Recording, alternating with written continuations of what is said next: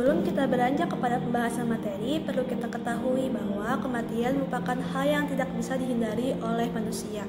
Seperti firman Allah dalam Quran Surat Ali Imran ayat 185 yang sekiranya berbunyi, A'udzu billahi minasyaitonir rajim. Bismillahirrahmanirrahim. Kullu nafsin dha'iqatul maut. Shadaqallahul azim. Yang artinya, tiap-tiap orang yang bernyawa akan merasakan mati. Ayat di atas menjelaskan bahwa setiap yang bernyawa pasti akan mati. Kita sebagai manusia ini memiliki nyawa dan kematian akan datang tanpa pilih-pilih, dan kita pun tidak bisa mempercepat atau memperlambat kematian. Baik itu saat bayi, kanak-kanak, remaja, atau dewasa, orang-orang tersebut itu tidak bisa yang namanya menghindari kematian. Oleh karena itu, mengingat mati harus sering dilakukan agar kita sebagai manusia itu sadar bahwa diri kita ini tidak akan hidup kekal. Yaitu salah satunya mengingat mati itu bisa dengan cara sering-sering bertakziah atau mendatangi keluarga yang terkena musibah meninggal dunia, mengurus jenazah, mulai dari memandikan, mengkafani, menyolati, hingga menguburkannya. Dan hal inilah yang akan kita bahas di materi melaksanakan pengurusan jenazah yang akan disampaikan setelah ini. Kali ini saya akan menjelaskan pembahasan yang akan kami bahas di presentasi ini. Di antaranya yang pertama ada kewajiban umat Islam terhadap jenazah, bagian kedua adalah tentang pengurusan jenazah, bagian ketiga ada takziah atau melayat, dan bagian terakhir ada ziarah kubur. Kita akan masuk ke pembahasan yang pertama mengenai kewajiban umat Islam terhadap jenazah. Ketika seseorang telah dinyatakan meninggal dunia, ada beberapa hal yang harus disegerakan dalam pengurusan jenazah oleh keluarganya, yaitu memandikan, mengkafani, menyolatkan, dan menguburkannya. Namun, sebelum mayat itu dimandikan, ada beberapa hal yang harus diperhatikan, yaitu yang pertama, pejamkanlah matanya dan mohonkan ampun kepada Allah Subhanahu wa Ta'ala atas dosa-dosanya. Yang kedua, tutuplah seluruh bagian tubuhnya dengan kain sebagai penghormatan dan agar tidak kelihatan auratnya. Yang ketiga, ditempatkan di tempat yang aman dari jangkauan binatang. Dan yang keempat, bagi keluarga dan sahabat-sahabat dekatnya tidak dilarang untuk mencium mayatnya. Selanjutnya, pembahasan kedua mengenai perawatan jenazah. Jadi, perawatan jenazah ini ada beberapa bagian, terdiri dari memandikan, mengkafani, menyolati, dan menguburkan. Saya akan bahas bagian yang pertama, yakni memandikan jenazah. Jadi, syarat-syarat wajib memandikan jenazah diantaranya yaitu jenazah itu adalah orang Islam, apapun aliran, mazhab, ras, suku, dan profesinya. Dan yang kedua, dapati tubuhnya walaupun sedikit. Yang kedua, yang berhak memandikan jenazah diantaranya satu, apabila jenazah itu laki-laki, maka yang memandikannya hendaklah laki-laki pula. Perempuan tidak boleh memandikan jenazah laki-laki kecuali istri dan mahramnya. Yang kedua, apabila jenazah itu perempuan, hendaklah dimandikan oleh perempuan pula. Laki-laki tidak boleh memandikannya kecuali suami atau mahramnya. Yang ketiga, apabila jenazah itu seorang istri sementara suami dan mahramnya ada semua, maka suami itu lebih berhak untuk memandikan istrinya. Yang keempat, apabila jenazah itu seorang suami sementara istri dan mahramnya ada semua, maka istri yang lebih berhak untuk memandikan suaminya. Jika jenazah anak laki-laki atau anak perempuan masih kecil, perempuan atau laki-laki dewasa boleh memandikannya. Berikut ada tata cara memandikan jenazah. Jadi yang pertama, memandikan jenazah itu dilaksanakan di tempat yang tertutup agar yang melihat hanya orang-orang yang memandikan dan yang mengurus saja. Yang kedua, mayat diletakkan di tempat yang tinggi seperti dipan. Yang ketiga, dipakaikan kain basahan seperti sarung agar auratnya tidak terbuka. Yang keempat, mayat didudukkan atau disandarkan pada sesuatu, lantas disapu perutnya sambil ditekan pelan-pelan agar semua kotorannya keluar. Setelah itu dibersihkan dengan tangan kiri, dan yang memandikan dianjurkan mengenakan sarung tangan. Dalam hal ini boleh memakai wangi-wangian agar tidak terganggu bau kotoran si mayat. Yang kelima, setelah itu hendaklah mengganti sarung tangan untuk membersihkan mulut dan gigi si mayat. Yang keenam, membersihkan semua kotoran dan najis. Yang ketujuh, mewudukan, setelah itu membasuh seluruh badannya. Yang kedelapan, yang terakhir adalah disunahkan membasuh 3-5 kali. Adapun air yang digunakan untuk memandikan mayat itu sebaiknya dingin, kecuali udara sangat dingin atau terdapat kotoran yang sulit dihilangkan, boleh menggunakan air hangat. Baik, di sini saya akan membahas mengenai mengkafani jenazah. Mengkafani jenazah adalah fardu kifayah bagi seorang muslim yang menghadirinya. Mengkafankannya itu dilakukan langsung setelah jenazah dimandikan. Sebaiknya orang yang mengkafani jenazah tersebut adalah orang yang terdekat dengannya. Di sini juga ada tata cara mengkafani jenazah laki-laki. Yang pertama itu ada membentangkan 3 lembar kain kafan, 1 di atas kirinya, kemudian letakkan jenazah di atasnya dan wajib ditutup auratnya dengan kain kafan atau semacamnya. Jenazah diletakkan dengan terlentang, kemudian diambil hanut atau wangi-wangian dan diletakkan pada kapas, kemudian letakkan di antara barang jenazah dan ditambal dengan kain tambal. Kemudian letakkan kapas yang telah diberi wewangian di kedua matanya, kedua lubang hidungnya, mulutnya, kedua telinganya, anggota-anggota sujudnya, keningnya, lalu ada kedua tangannya, kemudian kedua lututnya, ujung kedua kakinya dan lipatan-lipatan di perutnya. Selanjutnya, di kedua ketiaknya, lekukan kedua lututnya dan pusatnya. Berikan juga wewangian di antara kain kafannya dan di kepala jenazah. Ujung atas kain kafan sebelah kiri ditarik ke sebelah kanan, lalu ujung atas sebelah kanan ditarik pula ke sebelah kirinya. Demikian juga selanjutnya untuk lapisan kedua dan lapisan ketiganya. Selanjutnya ada bagian lebih pada sisi kepala, hendaknya lebih panjang dari bagian yang lebih pada kakinya. Kemudian bagian yang lebih di kepalanya dikumpulkan, lalu ditekuk ke arah mukanya. Sementara sisa di kakinya juga dikumpulkan dan ditekuk di kakinya. Lalu kain kafannya diikat agar tidak terlepas dan ikatannya baru dibuka ketika dikubur. Selanjutnya ada tata cara mengkafankan jenazah perempuan. Yaitu yang pertama ada gunakan 5 lembar kain kafan yang terdiri dari kain bawah, baju, kerudung, dan 2 kain yang menutupi badannya. Yang kedua ada mula-mula dipakaikan kain bawah, baju, kemudian kerudung, kemudian dimasukkan ke dalam kain yang meliputi seluruh badan jenazah tersebut. Lanjut materi selanjutnya, tata cara sholat jenazah. Dalam mengerjakan suatu amal ibadah yang baik dan benar dalam sholatkan jenazah diperlukan aturan yang mengatur bagaimana amalan tersebut dilakukan sehingga didapatkan ibadah yang baik dan benar. Dalam Islam, terdapat syarat dan sunnah rukun dalam mengerjakan sholat. Dalam mengerjakan sholat jenazah sehingga memberikan aturan yang jelas tentang bagaimana amal ibadah seseorang dikatakan baik dan benar. Syarat dan sunnah sholat jenazah. Syarat sholat jenazah dalam ketentuan atau perbuatan yang harus dipenuhi dalam melakukan sesuatu pekerjaan atau ibadah tanpa memenuhi ketentuan atau perbuatan tersebut. Suatu pekerjaan dianggap tidak sah ataupun syarat sholat jenazah adalah sebagai berikut. Yang pertama itu ada jenazah tersebut adalah seorang yang beragama Islam, baik muslim ataupun muslimah. Jadi haram mensolatkan orang kafir. Terus yang kedua itu ada jenazah tersebut harus ada di tempat penyembahyangan.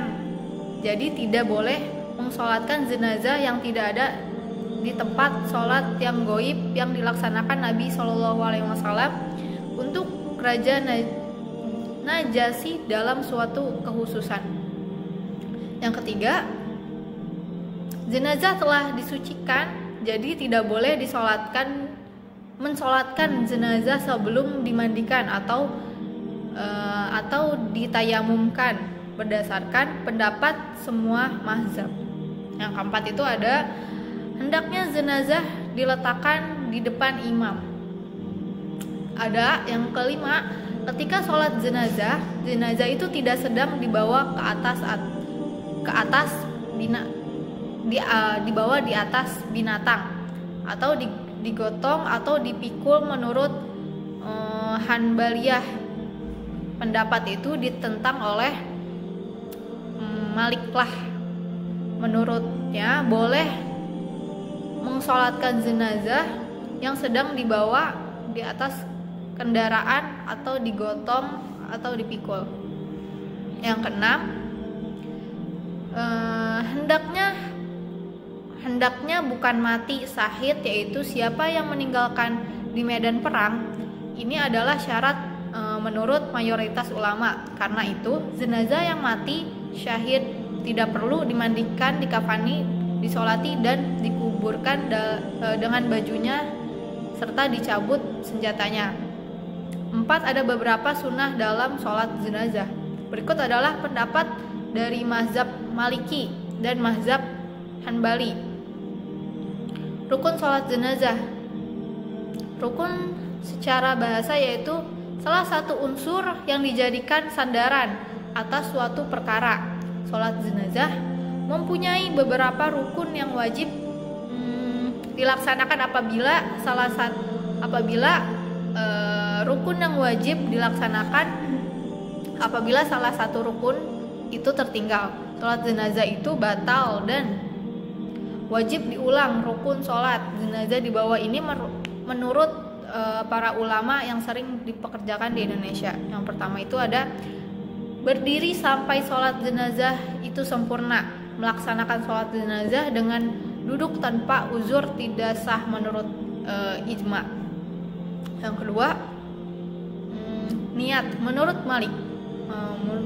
Maliklah, niat merupakan rukun dan Hanbali berpendapat bahwa niat itu adalah syarat, bukan rukun, akan tetapi pada prinsip niat itu harus dilakukan di dalam sholat lainnya. Seperti Maliklah berpendapat cukup berniat mensolatkan jenazah ini.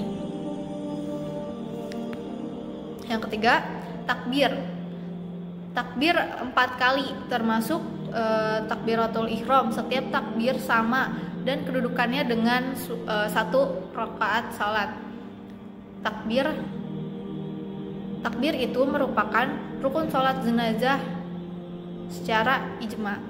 Yang keempat itu ada membaca Al-Fatihah. Yang kelima itu sholawat atas Nabi. Yang keenam, berdoa untuk jenazah. Yang ketujuh itu tertib. Yang kedelapan itu salam. Kali ini saya akan menjelaskan tentang menguburkan jenazah dan takziah. Yang pertama adalah menguburkan jenazah. Menguburkan jenazah adalah kewajiban terakhir setelah jenazah dimandikan, dikafankan, dan disolatkan. Hukum mengubur mayat adalah fardu kifayah. Adapun orang yang menguburkan mayat harus laki-laki. Kenapa? Karena beberapa hal, yaitu 1. Bahwasanya hal ini dikerjakan oleh kaum muslimin pada zaman Rasulullah SAW sampai saat ini. Yang kedua, karena kaum lelaki lebih kuat untuk mengerjakannya. Yang ketiga, jika hal ini dikerjakan oleh kaum wanita, maka akan menyebabkan terbukanya aurat di sepan laki-laki yang bukan mahramnya. Dalam masalah ini, wali mayit merupakan orang yang paling berhak menguburkannya. Berdasarkan firman Allah Subhanahu wa taala dalam Quran surat Al-Anfal ayat 75. Cara menguburkan jenazah adalah sebagai berikut. 1. Mula-mula dibuatkan liang lahat sepanjang jenazah yang dalamnya kira-kira setinggi orang ditambah lengan dan lebarnya kira-kira 1 meter. Di dasar lubang dibuat miring lebih ke dalam ke arah kiblat. Maksudnya agar jenazah tidak mudah dibongkar oleh binatang buas setelah jenazahnya membusuk. Yang kedua, sampai di tempat pemakaman, jenazah dimasukkan ke liang lahat dengan posisi miring ke kanan dan menghadap kiblat. Ketika kita meletakkan jenazah, hendaknya membaca doa.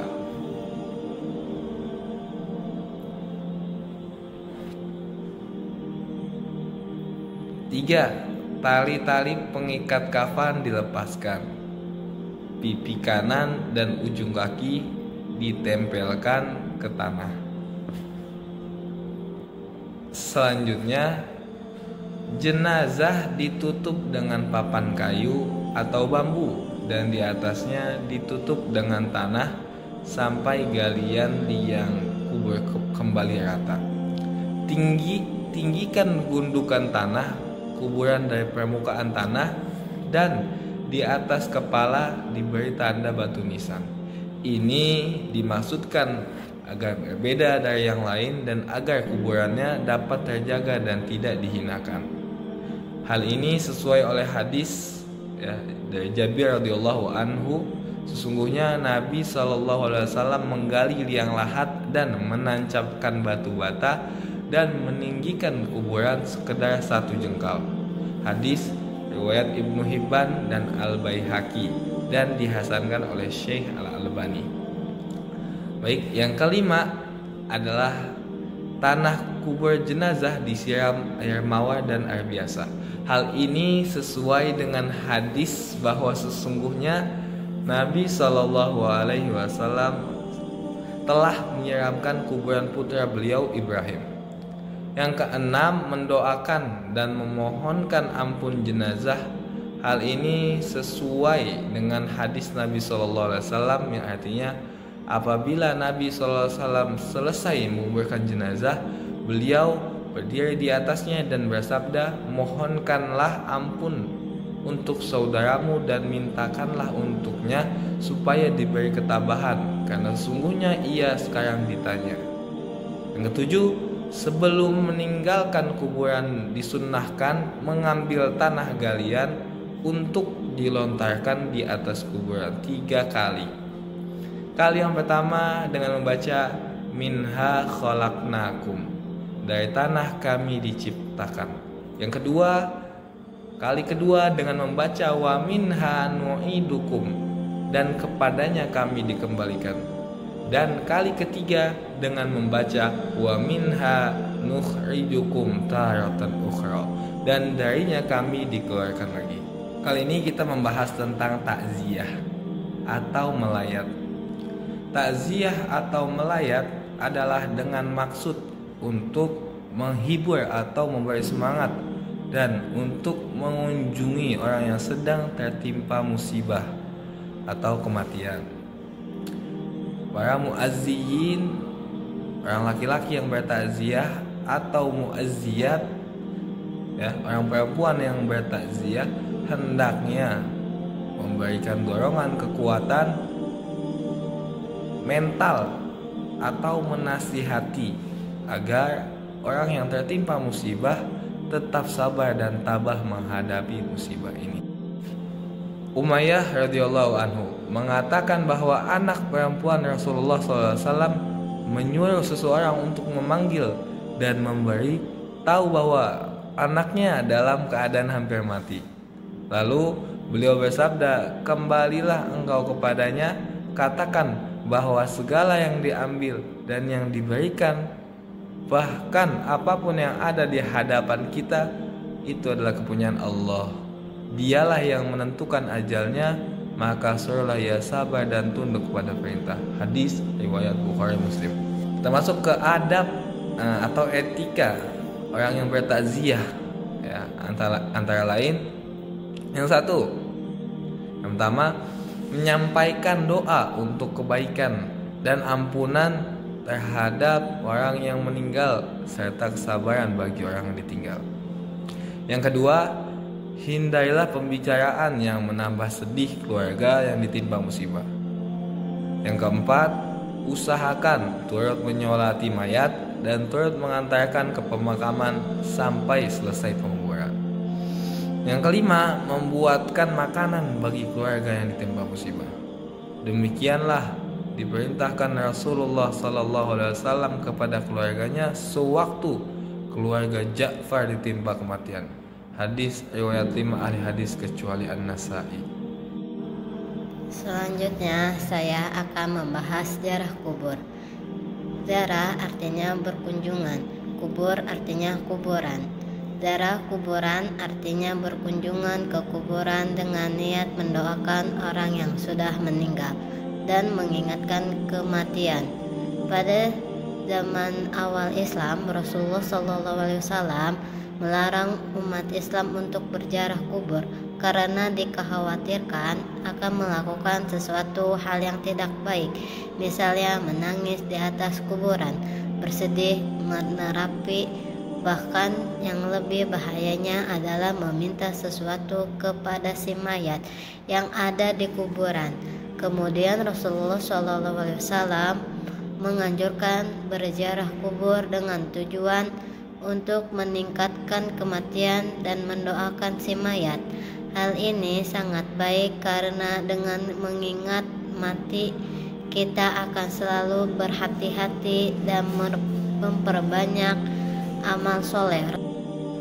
Rasulullah SAW bersabda, artinya dari Abdullah bin Umairah berkata, Rasulullah SAW bersabda, aku pernah melarang kalian berziarah kubur, maka sekarang berziarahlah kalian ke kuburan. Hadis Nisa'i. Di antara hikmah dari ziarah kubur antara lain seperti berikut. 1. Mengenai kematian. 2. Dapat bersikap zuhud, menjauhkan diri dari sifat keduniawian. 3. Selalu ingin berbuat baik sebagai bekal kelak dan alam kubur dan hari akhir. 4. Mendoakan si mayat agar Allah Subhanahu wa Ta'ala mengampuni segala dosanya, menerima amal soleh baik dan mendapati ridhonya. Apabila kita mau berziarah kubur, sebaiknya perhatikan adab atau etika berziarah kubur, yaitu seperti berikut. 1. Ketika mau berziarah, nikmatkan dengan ikhlas karena Allah Subhanahu wa Ta'ala, tunduk hati dan merasa diawasi oleh Allah Subhanahu wa Ta'ala. 2. Sesampai di pintu kuburan, ucapkan salam sebagai yang dianjurkan oleh Rasulullah SAW. Assalamualaikum ya ahlil kubur, fa inna insyaallah inkum lahifun. Artinya, keselamatan semoga tetap bagimu wahai ahli kubur, dan insya Allah kami akan bertemu dengan kamu semua. Hadis Tirmizi. 3. Tidak banyak bicara mengenai urusan dunia di atas kubur. 4. Berdoa untuk ampunan dan kesejahteraan si mayat di alam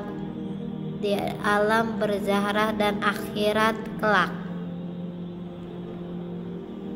5. Diusahakan tidak berjalan melangkahi kuburan atau menduduki insan tanda kuburan. Dari pembahasan yang telah disampaikan, maka dapat disimpulkan yang pertama, kewajiban terhadap jenazah diantaranya adalah memandikan, mengkafani, menyolati, dan menguburkannya. Yang kedua, yang berhak memandikan jenazah adalah keluarga terdekat, bapak, ibu, suami, istri, maupun anak. Yang ketiga, jumlah kain kafan bagi laki-laki disunahkan 3 helai dan bagi perempuan adalah 5 helai. Yang keempat, tata cara sholat jenazah berbeda dengan tata cara sholat biasa. Sholat pada sholat jenazah tidak ada ruku dan sujud, hanya 4 kali takbir dan diselingi doa. Yang kelima, cara mengingat mati adalah dengan menjenguk atau bertakziah dan berziarah kubur. Yang keenam, ada mengurus jenazah itu hukumnya fardu kifayah, yaitu kewajiban secara bersama-sama atau gotong royong. Demikian presentasi dari kami, kurang lebihnya mohon maaf. Kita tutup dengan membaca doa setelah belajar. Bismillahirrahmanirrahim. Allahumma anfa'na bima 'allamtana wa 'allimna ma yanfa'una wa zidna ilman. Amin. Terima kasih. Wassalamualaikum warahmatullahi wabarakatuh.